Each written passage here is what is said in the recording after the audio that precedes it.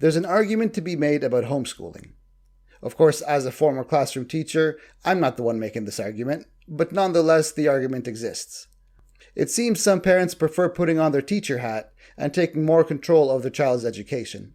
Of course, there are positives and negatives when it comes to this style of education, and this is what I discussed with my guest this week. Kimberly Gawne is a homeschooling expert who has built her business around the demand for alternative education solutions. She's the founder of Star Students and host of the podcast The Parent Solution. We discuss why she chose to leave traditional classroom teaching, her approach to homeschooling, and then we have a heated debate on homeschooling. Hello, teachers from around the world, and welcome to Legendary Educator, the podcast that helps you improve your performance in the classroom and have more engaged and motivated students. My name is Ramis Takawi. I'm a teacher and instructional coach, and I created this podcast because I'm passionate about education and about students achieving their highest potential. Before we begin, please take a moment to subscribe to the podcast so you won't miss any future episodes as they drop. All right, let's get to know our guest this week.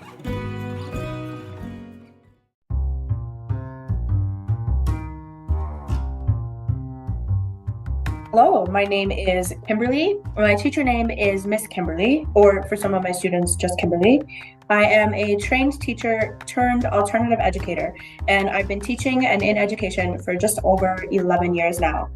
My favorite teacher, when I was a young adult actually, was a professor in Teachers College. His name was Mr. Lauren, and it's because he showed me that it was possible to teach children through a framework of learning as inquiry instead of learning as an objective. Ms. Kimberly, thank you for joining me today on Legendary Educator. It's a pleasure having you. Thank you for having me. I'm really excited to be here. What exactly do you do? I teach, and so I teach privately.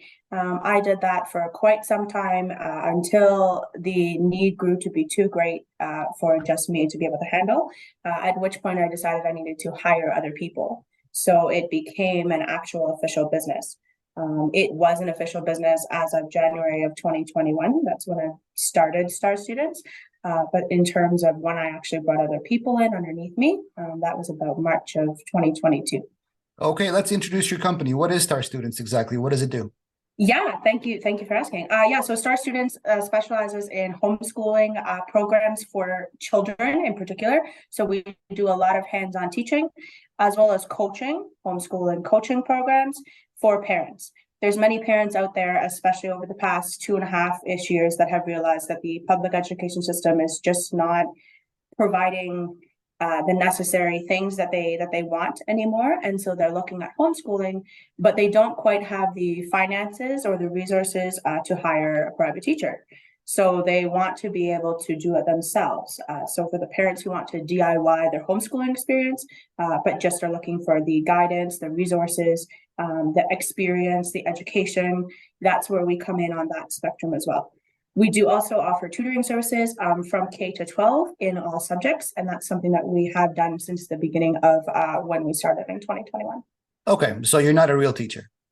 No, sir. Yes, I am. I went to school to be a teacher, to be a public school teacher, and then in March of 2020, actually, I graduated in April of 2020, and that was when I decided that I was not going to be in the public education system because I just could not handle a lot of the things that were being thrown. I did not want to handle a lot of things that were being thrown in terms of rules and regulations. I didn't agree with them.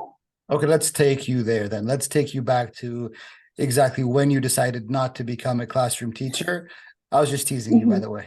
I got real upset real quick. I know. Okay, you're funny. You're funny. I mean, technically speaking, you're not a classroom teacher. Yes, that's right. Which some people would say you're not a real teacher because, classroom teaching is where all the challenges are. It's a classroom management, it's the behavior, it's the lesson plans, it's all the nitty gritties of being a teacher or behind the scenes things of being a teacher, right? Yeah, absolutely. So I'm just going to say you're not a real teacher. But I mean, anyway, moving on. Let's take you back to exactly when you decided that, no, you're not going to be a classroom teacher anymore. You're not going to work in a school system and you are going to go basically venturing independently as a private teacher, as a private tutor, with homeschooling being an option, or it's your bread and butter at this point. Yes, yeah. So in terms of like where my business is at, that's definitely the largest part of my business is homeschooling. Tutoring is something that we do as well. That, like I said, that's where we started. Um, in terms of where that started, it in regards to being a classroom teacher. I mean, I absolutely loved my time in the actual classroom when I went through my practicums. I had fantastic mentor teachers, and that was honestly where a lot of the real learning happened.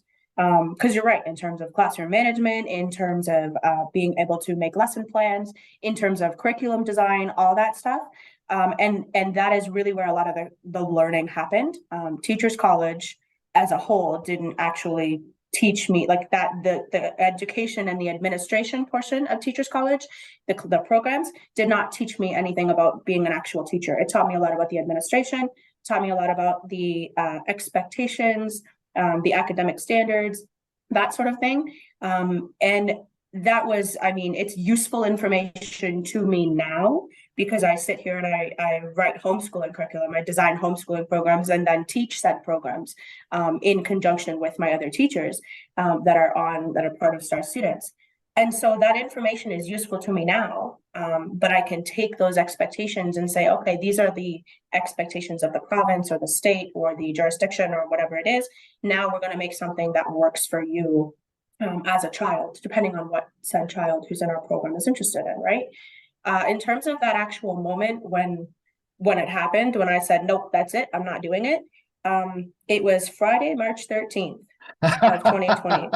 And I remember that, Ramez, Mr. Ramez, I remember that because I was driving to my practicum placement because you would know this, as you have to have your practicum placement done in order to be a teacher, right? Like that's part of your requirements.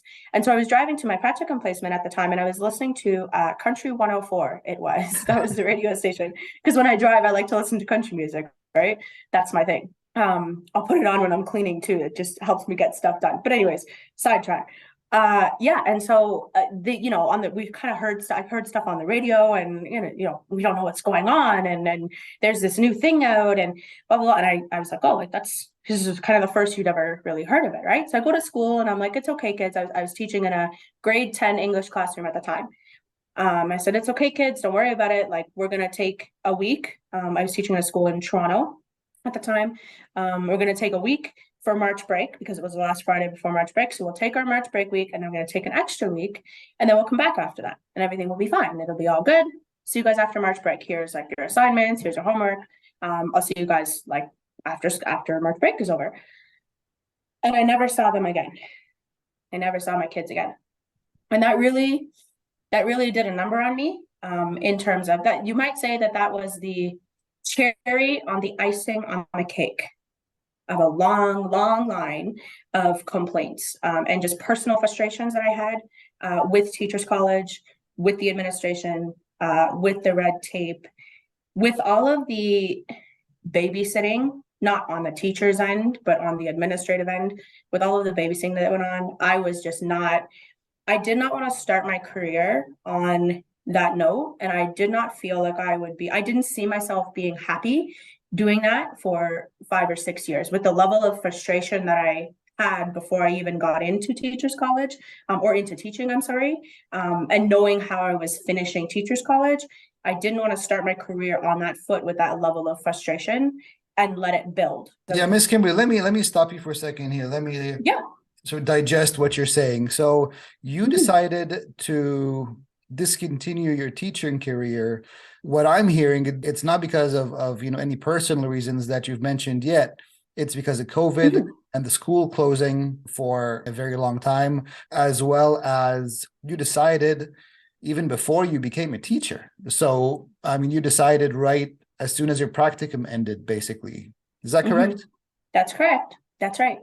Why? I mean, COVID isn't a personal thing. It's not like it happened to... No, you're absolutely right. It, I mean, like literally happened to every single school in the world, including the ones in Egypt, where I mean, I was teaching at the time in Egypt as well. You know, March, I think it was March 19th, March 20th, was okay. That's it. We're not going back to school, right? So it's not a personal thing. Yes. So you help me understand exactly your decision-making process, if you will. Yeah, so I mean, I mentioned that that was kind of like the cherry on the icing on the Right. cake, right? Yeah, sure. Yeah, so so if we wanted to talk about all the cake and all the icing and all the ingredients that go into that, we could be here all day. This would be a much longer podcast than 20 minutes. Let me be hopefully brief. Teachers College really opened my eyes to how much I did my BA in English and history, right? My plan was to be a high school English and history teacher. And having the appreciation of the English language, having the appreciation of the history of Canadian, I did my major in Canadian history, of the history that was taught and that has been taught, it really opened my eyes to how much involvement the government has in public education. They really opened my eyes to how much control and how much involvement the government has in public education. And with the decisions that were being made, the decisions that I saw being made with particular curriculums being put into place, with particular what I might call narratives or agendas that were being pushed, I was not comfortable with having to introduce those things into my classroom. I got into teaching because I wanted to teach. I did not want to have to worry about answering to authority that was not authority for any reason other than they had been put there by political means. Yeah, I have absolutely zero problem with authority, but I have a real problem with authority that has not been earned. Right. Let me put it that way. Okay, I think I'm getting the picture now. So yes. Your beef wasn't with education or the classroom or the daily sort of grind of teaching. Your beef was political, or for political reasons, not because you are political, yes, but because of the agendas put into school systems, due to the authorities or the man, if you will. Yes, that's exactly right. And so, and this is the thing. I've never been against like any teachers that I talk to. Teachers are wonderful people. For every group has its bad apples, but teachers in general are wonderful people. They work hard. They're some of the hardest working people on the planet. I hate when people are like, "Oh, teachers get 2 months off." Do you realize how much curriculum planning and design and like all of that extra stuff that has to go into it, right? I understand that. And I wasn't even like, I mean, I was teaching for a full year, but I wasn't actually like in a teaching career or a teaching position, as you pointed out, for an extended amount of time before I said, no, I'm not doing this anymore. So teachers themselves and teaching itself as a profession is wonderful. My stance is just that the government has way too much involvement in it. And I don't believe that that's right. Okay, that's fair enough. Okay, let's move on to the whole homeschooling thing. That is basically the business of your company. What is homeschooling exactly? What's the definition of the homeschooling system? So, I mean, homeschooling, when people think homeschooling, the general thought process is that it is schooling at home. And that's, in essence, the basis of what it is. Where that differs is people's differentiations or people's different understandings of what their ideas of school at home are, right? I speak to many parents who think that school at home means that their child should be emulating legitimately school at home. So they take the school classroom and they put it in their house. And that's not, I do not believe that that is an effective method of homeschooling. I have not seen that be successful in very many cases, particularly when you talk about boys and young men. They don't tend to do very well in that sort of environment. If it is, typically females will do better with that. But to answer your question, homeschooling is school at home. There's just many definitions and different understandings of what school at home means for every family. Who's the teacher? Who does the teaching, or who is the teacher? Exactly. Who's the teacher? Who does the teaching? And then moreover, where do you get the curriculum and the test? How do you pass a test? Yes. How do you get a diploma? Yes. Okay. So in terms of homeschooling, so I am specialized in terms of North America. I do work mostly in Canada, although we do have some USA students, some students in the United States. So in Canada, in terms of the diploma question, you don't actually have to have any sort of credentials or transcript or anything until you go to grade 12. So if you can actually be homeschooled all the way up until grade 12, and then as long as you can write your GED, which is your grade 12 equivalent exam of math, English, history, geography, whatever subjects that there are, you can actually, like, you can pass, you have your GED, which is the equivalent of a high school transcript. In most of the states in United States, they have the equivalent of a GED. There is a little bit more depending on what sort of state you're in. And I'm not speaking for all 50 states here because there's different regulations for each state. Sure. But depending on what state you're in, there are different regulations and requirements. Most of them, though, will have requirements that are similar to the GED that you would write if you were here in Canada.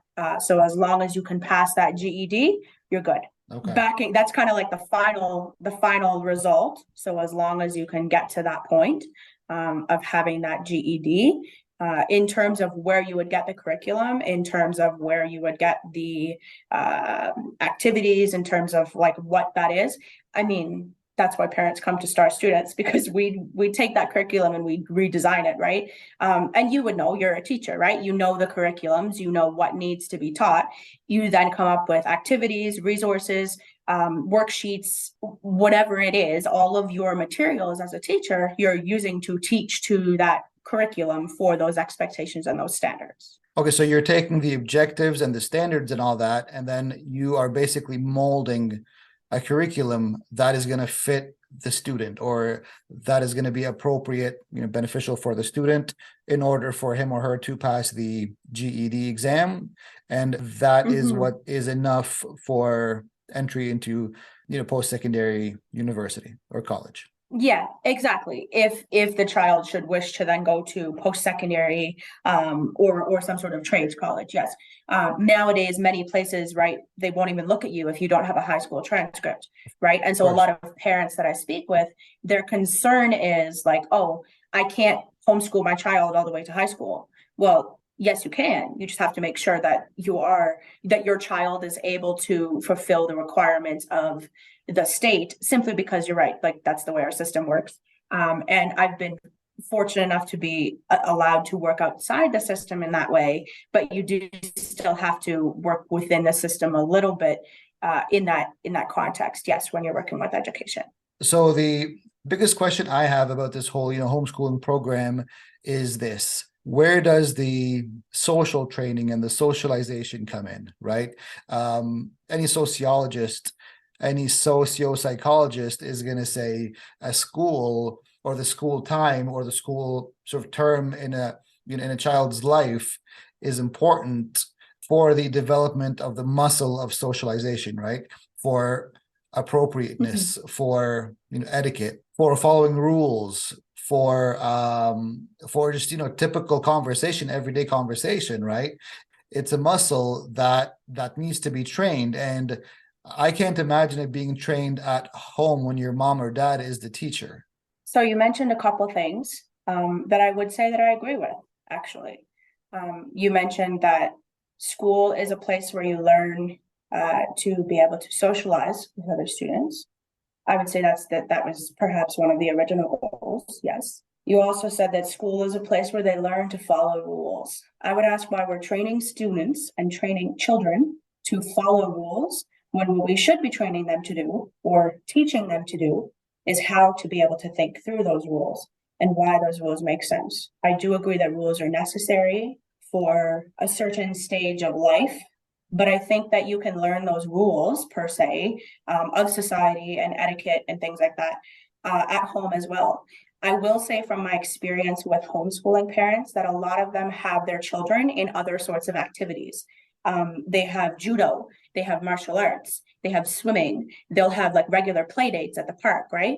And this is the thing that I think a lot of parents and perhaps just society at large doesn't realize, is that when you talk about homeschooling, you're talking about a much different way of learning, a much more natural way of learning. And it means that your parent, or the parent, or in my case, it happens to be me, that is doing the education, but that parent who's doing the educating, or who is hiring additional instructors to do the educating, or additional curriculums to do the educating, they're also spending a lot more time with their child. They have more freedom to be able to do things with their child. right? Because typically homeschooling parents are going to be at home with their child, right? They've arranged for their schedule to be that way. And so they have the more opportunities to be able to take their child places, go places, talk to other people. I will say from my personal experience that homeschool children, I have found that homeschool children are some of the better socialized kids in society, simply in terms of not being afraid to speak to adults, simply in terms of being able to understand money. I actually was out at a cafe with my husband a couple weeks ago. A little 4-year-old child, like complete stranger, I had no clue who he was, came up to me and started talking to me about like what I was eating and like, oh, look at his new toy car. And his mom started apologizing. And I said, no, that's fine. Like, and I asked him what his name was. And we were talking, he wanted to show me his numbers and everything like that. And so his mom and I got chatting. Come to find out, she homeschools them. That is one of many, many instances that I can think of. I think it is a concern, yes, if you think of homeschooling as school at home. Your child must sit in front of a table and with a textbook, and they have to do these math problems, and you're not getting up for 2 hours until they're done, right? If you think of it like that, then yes, I can see how socialization would be a concern. For my part and for my company's part, I try to encourage a much more natural approach of learning. Of course, there is, learning time and playtime, but you can be flexible with that in homeschooling, right? And I think that in terms of the socialization aspect, that allows parents to be able to be flexible and do things with their child that they wouldn't otherwise get to if they're working a regular 9 to 5 or they're out of the house and their child is at school. Well, I guess the debate is not over. I'd love to hear your thoughts on the topic. Do you agree with the homeschooling approach, or do you believe in the traditional classroom method? Put your thoughts in the comments section, and let's continue the conversation. Share this episode with your teacher friends who might benefit from listening to it. Don't forget to rate this episode and subscribe. I'm Ramis Takawi, and this is Legendary Educator. Thanks for tuning in. I'll talk to you next time.